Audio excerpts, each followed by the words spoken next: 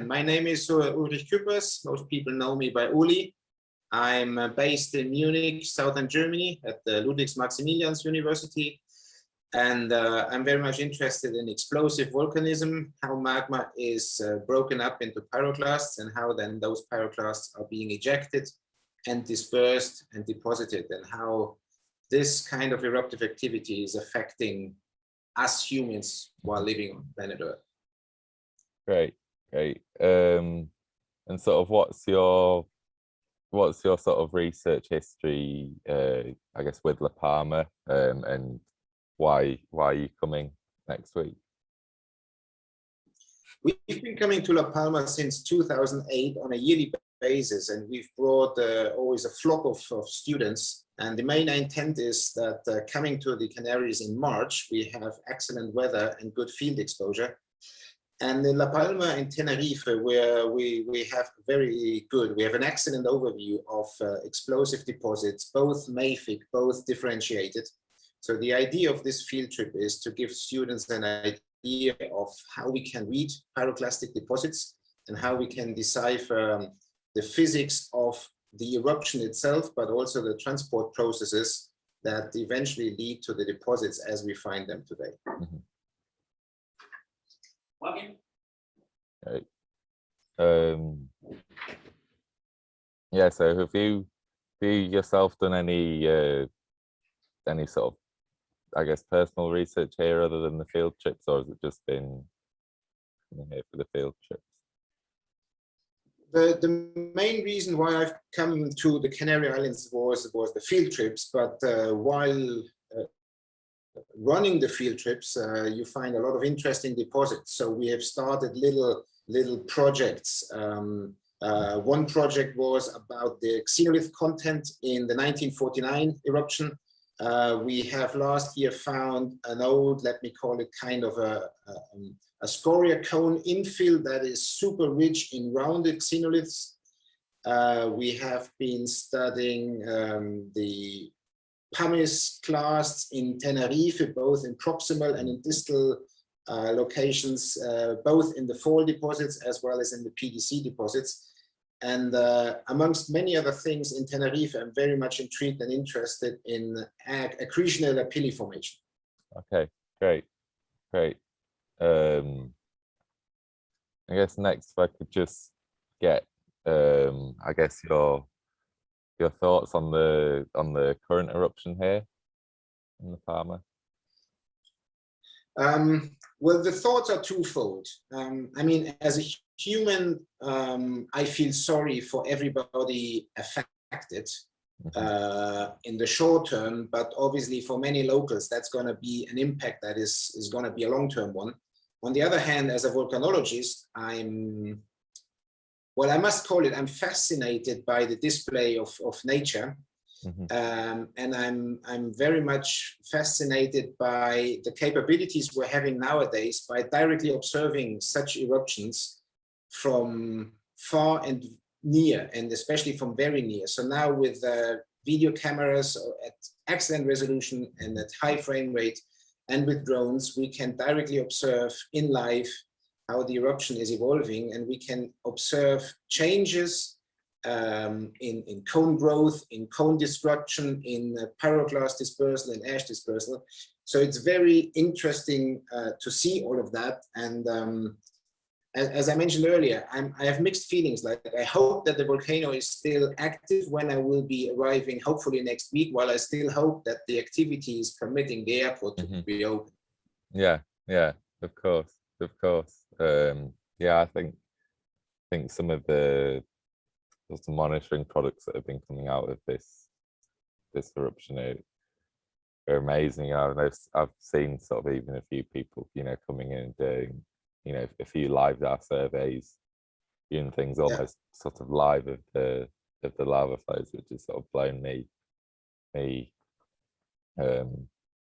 away. Am I right in thinking you've sort of done some research with drones in the past? Yes, we have been using drones on Stromboli since 2014. We have done like yearly surveys there, many of which in conjunction with Italian colleagues. So now we have both time series over years as well as time series like with month intervals only. And we also have some surveys where we did repeated flights over, let's say, a week. And so we have these morphological changes from years to months to days. And that has brought many new insights, especially because now we can quantify how quickly such volcanic edifices are growing or being destroyed. That's very interesting. So yeah, I'm going to ask, I'm guessing it's not, is this the first active eruption you're going to? No, it's not. No. It's going to be the first eruption I'm going to that is taking place in the Canary Islands. Which other, where else have you been able to see eruptions before? I have been working on Stromboli for what, 20 years by now, and yes, there you get to see eruptions. Well, every time you're going.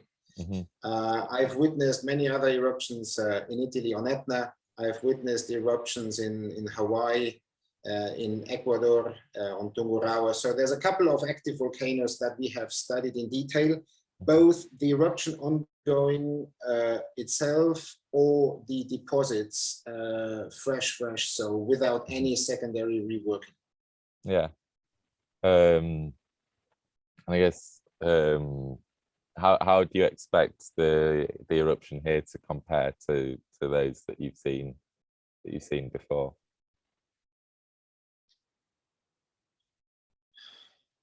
Well, that's a good question.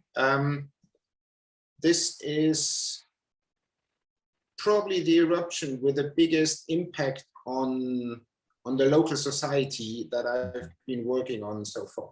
So as such, again, there's this mixed feelings that I'm having about coming to see the scenery while knowing that people have lost their property. So I have not worked on an eruption with this immediate impact. Yeah. I know that's definitely sort of struck a few of us that have been here sort of the first day. We were very much in the more touristic areas, observing the eruption from there, and then the second day we sort of moved into an area that had been evacuated, but actually while we were there, the people were allowed to sort of come back to their homes, and thankfully there was no destruction in the area other than ashfall. But yeah, even so, that was quite a harrowing experience, seeing all these local people worried and getting back to their homes. So yeah, I just want to finish off with obviously you're running the field trip here. I guess how does an eruption in your field trip area change your field trip, and sort of how have you had to sort of change a lot of things about it, the planning and everything? Well, as I mentioned earlier, our intent of coming to La Palma for 5 days in the field is to give students an overview of effusive and explosive deposits, and basically decipher the physical aspects of them. The biggest impact is probably going to be that all the roads on the west coast will be cut. So logistically, it will be much harder to move on the island. And I still have not found out, but I wonder how the accessibility of the Cumbre Vieja rift up there is. Because obviously, if you want to look at the 1949 eruption, you have, you want to go up the Cumbre Vieja and look at Hoyo Negro and Duraznero vents. So that is still, and I still don't know how that is gonna go. So our program is definitely gonna change. If possible, we will surely try to have a look at the eruption ongoing, and maybe even the lava flows, although from far, and discuss students like live, how an eruption is unfolding, but also how an eruption is impacting on urbanized areas, and what it means for future land planning and hazard assessment and so on. So yeah, no, I think that's a super critical point you make there. And I guess, have you heard, you know, from any of the students you're taking out, you know, do they have any sort of thoughts on going to La Palma sort of during an eruption? I think most of them are excited, although I don't think that any of them understands the impact that the eruption has locally. Only one student contacted me and was worried about flights, but again, that is a situation that we have to evaluate like in 3-4 days. I'm not sure, but I hope that while we are on the island, students will understand that observing an eruption is not something you do necessarily like with popcorn and beer, but that together with the beauty of an eruption, there's also the negative sides of the impact. Now, we will not be impacted directly because we're not having a house in La Palma, but this is clearly an important thought that students should learn about volcanic eruptions. There's always an impact in the short and in the long term, but there's always someone immediately